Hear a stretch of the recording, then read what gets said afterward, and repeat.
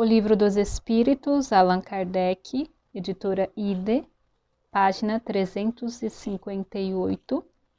Livro 4, Esperanças e Consolações, capítulo 1, Penas e Gozos Terrestres, Felicidade e Infelicidade Relativas.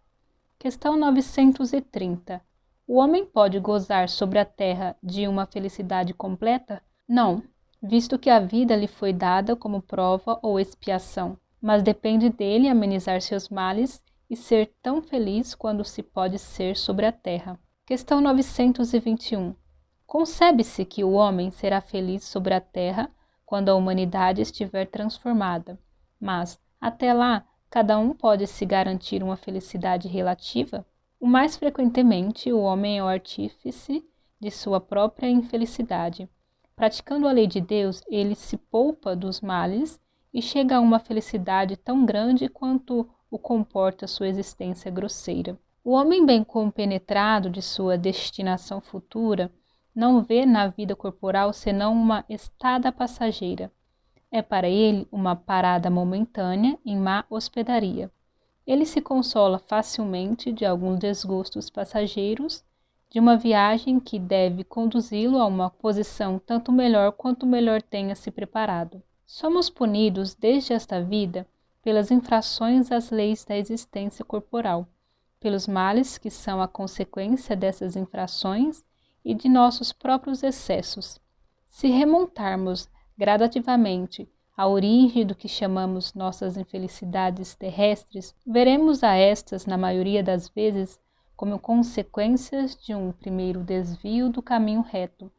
Por esse desvio, entramos num mau caminho e, de consequência em consequência, caímos da infelicidade. Questão 922. A infelicidade terrestre é relativa à posição de cada um. O que basta à felicidade de um faz a infelicidade de outro. Entretanto, há uma medida de felicidade comum a todos os homens? Para a vida material, é a posse do necessário. Para a vida moral, é a consciência tranquila e a fé no futuro. Questão 923. O que seria supérfluo para um não se torna necessário para outros e reciprocamente segundo a posição? Sim, de acordo com as vossas ideias materiais, vossos preconceitos, vossa ambição e todos os vossos defeitos ridículos, aos quais o futuro fará justiça quando compreenderdes a verdade. Sem dúvida, aquele que tinha 50.000 libras de renda e se encontra reduzido a 10, se crê bem infeliz porque não pode mais fazer uma figura tão grande, ter aquilo que chama sua posição de cavalos, lacaios, satisfazer todas as suas paixões e etc. Ele crê faltar-lhe o necessário, mas francamente o crês com direito a lamentar-se quando ao seu lado há os que morrem de fome e de frio e não têm um refúgio para repousar a cabeça? O sábio, para ser feliz, olha abaixo de si e jamais acima, a não ser para elevar a sua alma até o infinito. Questão 924. Há males que são independentes da maneira de agir e que atingem o homem mais justo. Não há algum meio de se preservar deles? Nesse caso, ele deve se resignar e suportá-los sem murmurar, se quer progredir. Mas ele possui sempre uma consolação na sua consciência que lhe dá a esperança de um futuro melhor se faz o que é preciso para obtê-lo. Questão 925. Por que Deus favorece com os dons da fortuna certos homens que não parecem merecê-los? É um favor aos olhos daqueles que não veem senão o presente. Mas, sabei-o bem, a fortuna é uma prova frequentemente mais perigosa do que a miséria. Questão 926. A civilização, criando novas necessidades, não é a fonte de novas aflições? Os males deste mundo estão em razão das necessidades fictícias que criais para vós mesmos. Aquele que sabe limitar seus desejos e vê sem inveja o que está acima de si, poupa-se a muitas decepções desta vida. O mais rico é aquele que tem menos necessidades. Invejais os gozos daqueles que vos parecem os felizes do mundo, Mas sabeis o que lhes está reservado? Se não gozam senão para eles, são egoístas e virá reverso. Antes, lastimai-os. Deus permite algumas vezes que o mal prospere, mas sua felicidade não é para invejar, porque pagará com lágrimas amargas. Se o justo é infeliz, é uma prova que lhe será tida como conta se a suportar com coragem. Lembrai-vos dessas palavras de Jesus. Felizes aqueles que sofrem, porque serão consolados. Questão 927. O supérfluo, certamente, não é indispensável à felicidade, mas não se dá o mesmo com o necessário. Ora, a infelicidade daqueles que estão privados do necessário não é real? O homem não é verdadeiramente infeliz, senão quando sofre a falta do que é necessário à vida e à saúde do corpo. Pode-se ser que essa privação seja por sua culpa, e nesse caso não deve imputá-la senão a si próprio. Se ela é por culpa de outrem, a responsabilidade recairá sobre aquele que lhe deu causa. Questão 928. Pela especialidade das aptidões naturais, Deus indica evidentemente em nossa vocação neste mundo. Muitos dos males não decorrem do fato de não seguirmos esta vocação? É verdade, e frequentemente são os pais que, por orgulho ou avareza, fazem seus filhos saírem do caminho traçado pela natureza e, por esse deslocamento, comprometem sua felicidade. Eles disso serão responsáveis. Assim, acharias justo que o filho de um homem altamente colocado no mundo fizesse tamancos, por exemplo, se para isso tinha aptidão? Não é preciso cair no absurdo, nem nada exagerar. A civilização tem suas necessidades. Porque o filho de um homem altamente colocado, como dizes, faria tamancos se pode fazer outra coisa? Ele poderá sempre se tornar útil na medida de suas faculdades, se elas não são aplicadas em sentido contrário. Assim, por exemplo, em lugar de um mau advogado, ele poderia talvez tornar-se um bom mecânico, e etc. O deslocamento dos homens fora de sua esfera intelectual é seguramente uma das causas mais frequentes de decepção. A inaptidão pela carreira abraçada é uma fonte perene de reveses. Depois, o amor próprio, vindo juntar-se a isso, impede o homem fracassado de procurar um recurso numa profissão mais humilde e lhe mostra o suicídio como remédio para escapar ao que ele crê uma humilhação. Se uma educação moral o tivesse elevado acima dos tolos preconceitos do orgulho, ele não seria apanhado de surpresa. Questão 929. Há pessoas que, estando privadas de todos os recursos, nesse caso, mesmo que a abundância reine ao seu redor, não têm senão a morte por perspectiva. Que partido devem tomar? Devem deixar-se morrer de fome? Não se deve jamais ter a ideia de se deixar morrer de fome. Encontrar-se-á sempre meios de se alimentar, se o orgulho não se interpuser entre a necessidade e o trabalho. Disse frequentemente, não há profissão tola e não é a situação que desonra.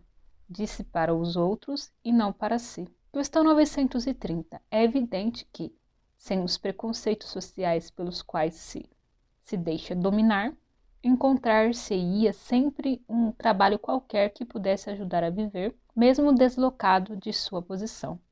Mas entre as pessoas que não têm preconceitos ou que os deixam de lado, há os que estão na impossibilidade de prover as suas necessidades em consequência de doenças ou de outras causas independentes de sua vontade. Numa sociedade organizada segundo a lei do Cristo, ninguém deve morrer de fome. Como uma organização social sábia e previdente, não pode faltar ao homem o necessário, senão por sua falta. Mas mesmo suas faltas frequentemente são o resultado do meio em que ele se encontra colocado. Quando o homem praticar a lei de Deus, terá uma ordem social fundada sobre a justiça e a solidariedade, e ele mesmo também será melhor. Questão 931. Por que na sociedade as classes sofredoras são mais numerosas que as classes infelizes? Nenhuma é perfeitamente feliz, e o que se crê a felicidade esconde frequentemente pungentes pesares. O sofrimento está por toda parte. Entretanto, para responder ao teu pensamento, direi que as classes a que chamais sofredoras são mais numerosas porque a terra é um lugar de expiação. Quando o homem nela tiver feito a morada do bem e dos bons espíritos, não será mais infeliz e será para ele o paraíso terrestre. Questão 932. Por que no mundo os maus tão frequentemente sobrepujam os bons em influência? Pela fraqueza dos bons. Os maus são intrigantes e audaciosos. Os bons são tímidos. Quando estes o quiserem, dominarão. Questão 933. Se o homem frequentemente é o artífice dos seus sofrimentos materiais, não ocorre o mesmo com os sofrimentos morais? Mais ainda, porque os sofrimentos materiais algumas vezes são independentes da vontade, mas o orgulho ferido, a ambição frustrada, a ansiedade da avareza, a inveja, o ciúme, todas as paixões, em uma palavra, são torturas da alma. A inveja e o ciúme, felizes aqueles que não conhecem esses dois vermes roedores. Com a inveja e o ciúme, não há calma nem repouso possível para aquele que está atacado desse mal. Os objetos de sua cobiça, de seu ódio, de seu despeito, se levantam diante dele como fantasmas que não lhe dão nenhuma trégua e o perseguem até no sono. Os invejosos e os ciumentos estão num estado de febre contínua. Portanto, está aí uma situação desejável e não compreendeis que, com suas paixões, o homem criou para si suplícios voluntários, e a terra torna-se para ele um verdadeiro inferno. Várias expressões pintam energeticamente os defeitos de certas paixões. Diz-se estar inchado de orgulho, morrer de inveja, secar de ciúme ou de despeito, perder com isso a bebida e o alimento, e etc. Esse quadro não é senão muito verdadeiro. Algumas vezes, mesmo o ciúme não tem objetivo determinado. Há pessoas ciumentas por natureza, de tudo que se eleva, de tudo que escapa à linha vulgar.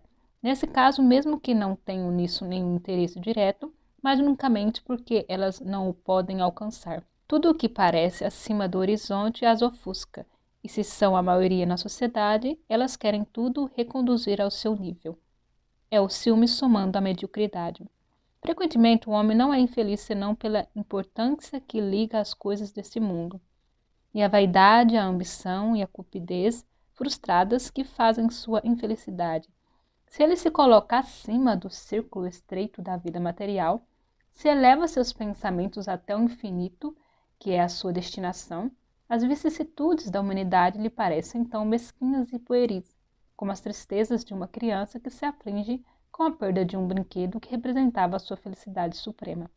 Aquele que não vê felicidade senão na satisfação do orgulho e dos apetites grosseiros é infeliz quando não os pode satisfazer, ao passo que aquele que nada pede ao supérfluo é feliz com o que os outros olham como calamidades. Falamos do homem civilizado porque o selvagem, tendo suas necessidades mais limitadas, não tem os mesmos objetos de cobiça e de angústias. Sua maneira de viver as coisas é diferente. No estado de civilização, o homem raciocina sua infelicidade e a analisa e por isso é por ela mais afetado, mas pode também raciocinar e analisar os meios de consolação. Essa consolação, ele a possui no sentimento cristão que lhe dá a esperança de um futuro melhor e no espiritismo que lhe dá a certeza desse futuro.